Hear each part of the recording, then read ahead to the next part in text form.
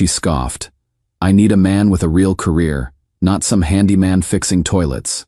In front of her influencer friends, I simply said, "Good to know," and left. Hours later, when she discovered whose signature was on her lease, my 32-male girlfriend, 26F, keeps telling me I need to step up and get a real career. She has no idea what I actually do. I've been with my girlfriend Briar for about 8 months now, and things have been good overall, but there's this one issue that's really starting to bug me. She thinks I'm just some dead-end apartment maintenance guy with no ambition, and she's been getting more vocal about it lately.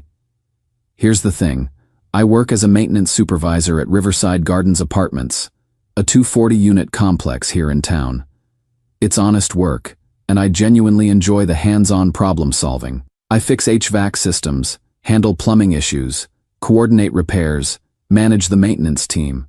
The pay isn't glamorous, but it's decent enough. What Briar doesn't know is that I actually inherited this entire property from my grandfather 3 years ago. The building is worth about $8.2 million. I could easily hire a management company and sit back collecting rent checks, but I choose to stay involved in the day-to-day operations. My grandfather always told me you can't properly run a business you don't understand from the ground up, and working maintenance helps me stay connected to what tenants actually need. Briar rents apartment 4B in my building.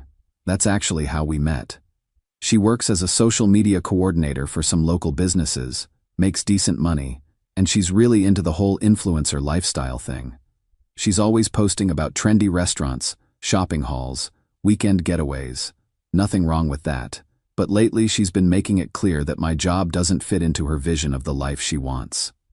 Last week was the breaking point. We went to dinner with some of her friends, and this guy Knox Sterling, he's got like 50K followers and makes money doing sponsored posts, started asking me about my career goals. Before I could even answer, Briar jumped in and said, he's in apartment maintenance, so not really a career trajectory there. Everyone got quiet and I just smiled and changed the subject. But later that night, she really laid into me. She said, "I need a man who can provide, not some apartment maintenance guy. I'm 26. I need security and someone who can afford the lifestyle I want." She went on about how she sees her friends dating lawyers, marketing managers, guys with real careers, while she's stuck with someone who fixes toilets for a living. I just calmly said, "Understood." I think she took that as me agreeing to find a different job or something, because the next morning she started texting me Indeed listings, sales jobs, office positions, customer service roles, anything that she considers more respectable than manual labor. The thing is, I love what I do. Even if I wasn't the owner, I'd still respect maintenance work. These jobs keep society running.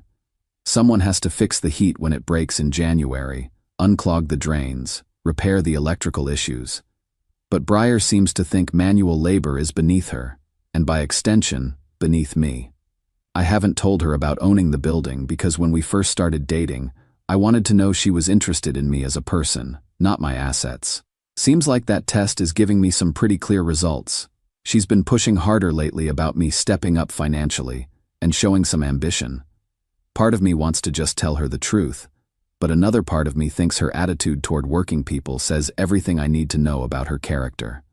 What would you do in this situation? Am I wrong for not telling her? Should I give her a chance to prove she's not as shallow as she seems? Or is this behavior a red flag I should take seriously? Update 1. The situation has escalated since my last post. Briar has doubled down on her campaign to get me to quit maintenance and find what she calls a career with actual potential. She's been sending me job listings almost daily now. Yesterday she forwarded me a posting for an insurance sales position and texted, "This starts at 45K with commission potential. Much better than whatever you make fixing air conditioners." When I didn't respond enthusiastically, she called me during my lunch break to lecture me about refusing to see the bigger picture. But here's where it gets really uncomfortable. She started talking to her friends about helping me see I need better ambitions. I know this because Knox Sterling, that influencer guy, actually approached me at the grocery store last weekend and said, "Briar mentioned you might be looking for career advice. I know some people in sales if you want connections." The level of coordination here is just, wow. She's literally mobilizing her social network to pressure me into changing jobs. The worst part happened Tuesday. I was doing a routine inspection of the building's HVAC system. It's a big job that requires checking units on every floor. Briar came home for lunch and saw me in the hallway with my toolbox, actually up on a ladder checking ductwork. She was with her neighbor, Mrs. Drummond. Sweet lady, been here for 15 years. And I could see Briar's face just go red with embarrassment. Mrs. Drummond said hi and asked if I was Briar's boyfriend, and Briar practically hissed yes and hurried inside. That evening, she absolutely lost it on me. It's humiliating when Mrs. Drummond asks if you're my boyfriend while you're literally up a ladder like some handyman. I can't bring you around my colleagues anymore. What am I supposed to say when they ask what you do? That my boyfriend crawls around in dirty maintenance areas? Then she hit me with this. You need to at least pretend to have ambition. Stop acting like being a handyman is a real career. You're 32. Don't you want something more than this? I stayed calm and asked what specifically she wanted me to do. She said I should apply for management trainee positions, sales jobs, anything where you wear a tie instead of work boots. She said Knox had been telling her about guys who actually have money and how she deserves better than this. That last part really stung, not because of the money comment, but because she genuinely sees manual labor as something beneath her. My maintenance staff are good people. Dane Holloway, my assistant, has been doing this work for 12 years and takes pride in solving complex problems. The dismissive way she talks about handyman work is insulting to everyone who keeps buildings running. Here's the kicker. Earlier this week, Clover Meadows, who runs our leasing office, told me she overheard Briar complaining about rent prices. Apparently Briar said, if my boyfriend owned this place instead of just working here, maybe I'd get better rates. The irony is just, I can't even. Her lease comes up for renewal in about 6 weeks. I'm starting to think this whole situation might resolve itself naturally. Either she'll break up with me for not being ambitious enough, or I'll have to make a decision about whether I want to keep dating someone who fundamentally doesn't respect the work I do. Your comments on the last post really opened my eyes. A lot of you pointed out that this isn't just about her not knowing I own the building. It's about her attitude toward working people in general. If she can't respect maintenance work, what does that say about how she'd treat contractors, service workers, anyone who works with their hands?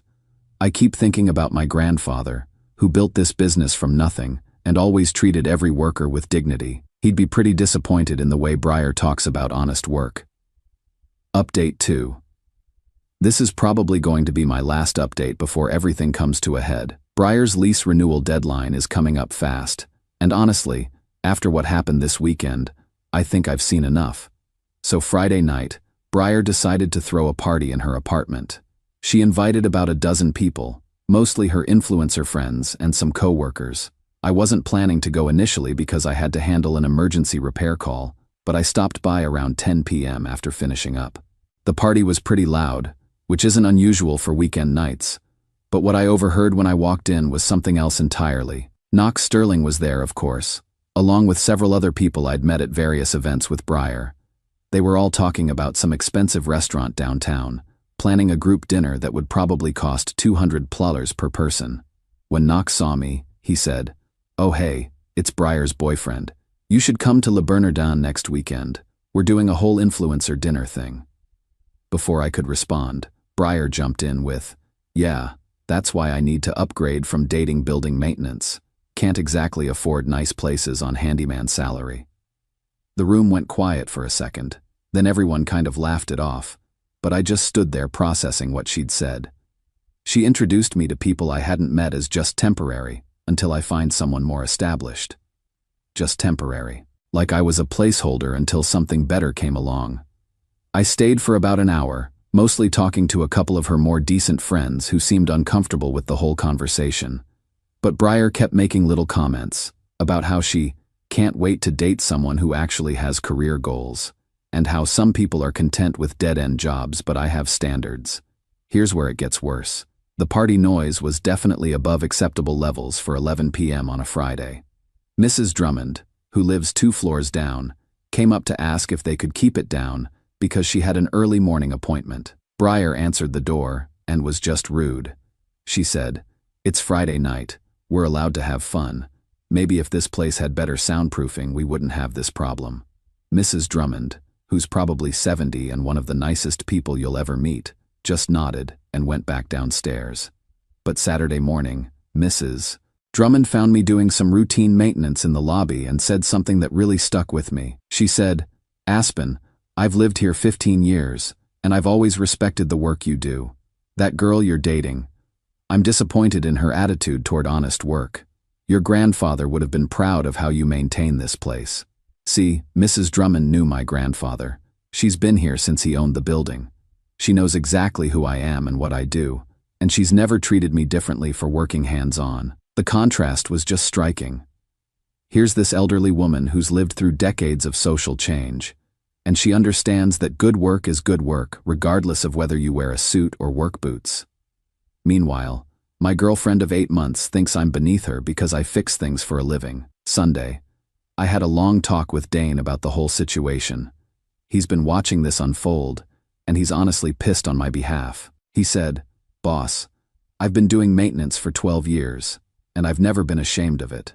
The way she talks about our work, it's insulting to everyone who keeps these buildings running." Dane's right.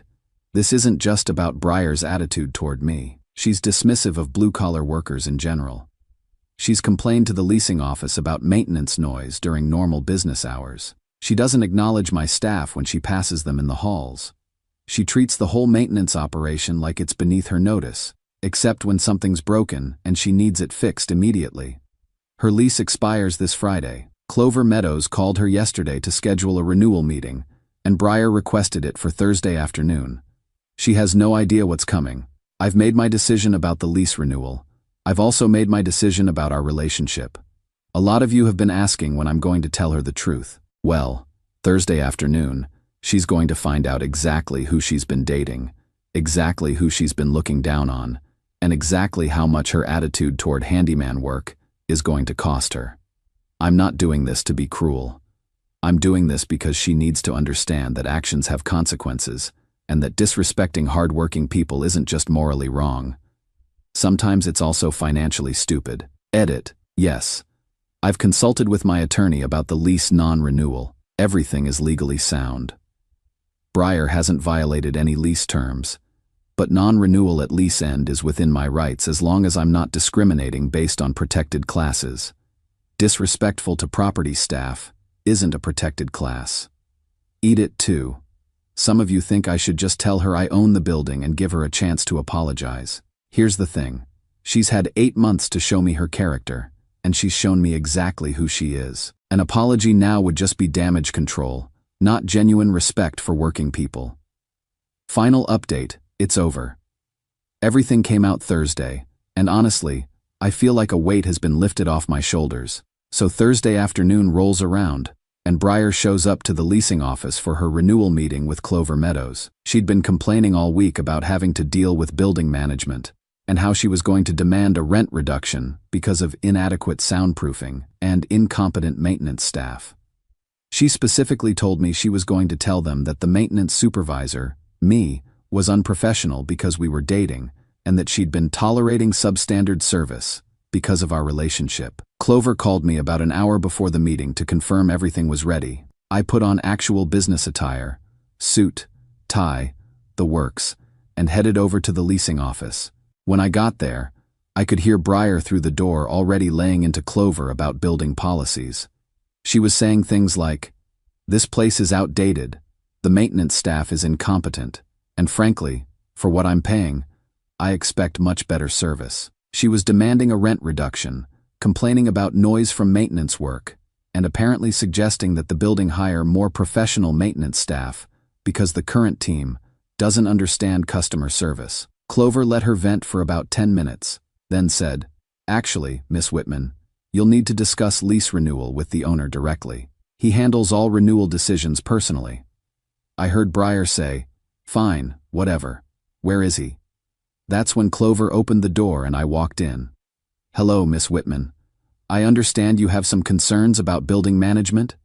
Her face went completely white, like all the blood just drained out of it. She looked back and forth between me and Clover like she was trying to process some kind of optical illusion. "Aspen? What? Why are you here?" I sat down across from her and explained that I've owned Riverside Gardens for 3 years, since inheriting it from my grandfather. I told her that I work maintenance because I believe in understanding every aspect of the business, and that hands-on management helps me serve tenants better. Your lease expires tomorrow, Briar. Based on our conversation just now, it sounds like you're not satisfied with the building management, the maintenance staff, or the overall service level here. I think it would be best if you found housing elsewhere. She just stared at me for probably 30 seconds. Then the backtracking started. Aspen, I didn't mean those things. I was just frustrated about money stuff.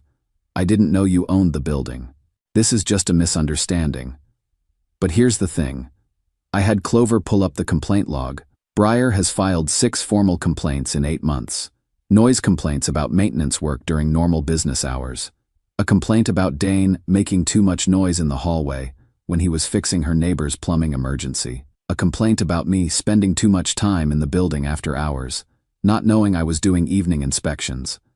I read through the list with her sitting right there. Miss Whitman, you've made it very clear that you don't respect the work my staff does. You've complained about essential maintenance, disrespected my employees, and repeatedly stated that manual labor is beneath your standards. I don't think someone with your attitude toward working people would be comfortable continuing to live in a building owned by just a maintenance guy. She tried to argue, saying she'd been supportive of my work, but Clover had notes from other tenants who'd overheard her comments. Mrs. Drummond had actually submitted a written statement about Briar's rudeness during the party and her general attitude toward maintenance staff. The meeting lasted about 20 minutes. No lease renewal. 30 days to vacate, which is actually generous since her lease was already expired. As we were leaving, she tried one more time. Aspen, we can work this out. I love you, and I'm sorry if I said things that hurt your feelings. This doesn't have to end our relationship. I told her the truth. Briar, you didn't hurt my feelings. You showed me who you are. You disrespect honest work. You look down on people who keep society running, and you've made it clear that you see me as a temporary placeholder until you find someone you consider worthy of your time. That tells me everything I need to know about your character. She moved out over the weekend, had to hire professional movers and everything, which probably cost her a fortune on short notice. Here's the aftermath. Knox Sterling and most of her influencer friend group have distanced themselves from her since word got around about what happened. Apparently, the story of her looking down on blue-collar work, while unknowingly dating her landlord, has been making the rounds on social media, and the general consensus is that her behavior was gross and entitled. Mrs. Drummond introduced me to her granddaughter, who's a paramedic, and apparently thinks it's refreshing to meet a man who actually knows how to fix things and isn't afraid of honest work. Dane and the rest of the maintenance team have been joking about the situation, but there's also been this sense of validation. They've been dealing with Briar's dismissive attitude for months, and seeing consequences for that behavior has boosted morale significantly. As for me, I feel great. I learned exactly what I needed to know about Briar's character, and I dodged a major bullet. Imagine if I'd married someone who fundamentally disrespects working people. Someone who sees manual labor as beneath her but has no problem living in a building maintained by that same beneath her work. The funny thing is, her rent was $2,400 a month for a really nice one-bedroom in a well-maintained building. She's looking at 3,200 plazas for comparable places in the current market, and most of them don't include the level of responsive maintenance we provide at Riverside Gardens. So she's paying more money to live somewhere with worse service, all because she couldn't respect the people who made her previous living situation comfortable and affordable. I'm keeping my hands-on approach to building management. My grandfather was right. You can't run a business you don't understand from the ground up. The respect I have from long-term tenants like Mrs. Drummond, and the loyalty I have from employees like Dane, is worth more than any amount of money. And honestly, manual labor has dignity. People who fix things, build things, maintain things, we keep the world running. Anyone who can't see the value in that isn't someone I want in my life. Edit. A lot of you have been asking about legal issues. My attorney confirmed that everything was handled properly. Non-renewal of an expired lease is within property owner rights, as long as it's not based on discrimination against protected classes. Disrespectful attitude toward staff is not a protected class. Edit 2. To everyone asking if I feel bad about the financial impact on her, she made her choices. She chose to disrespect working people. She chose to complain about essential building maintenance. And she chose to see manual labor as beneath her dignity. Actions have consequences. Sometimes those consequences are financial. Edit 3. Thanks for all the support, everyone. This has been a wild ride, but I'm glad it worked out this way. Better to learn someone's true character before making any bigger commitments. And yes, I'm definitely interested in meeting Mrs. Drummond's granddaughter.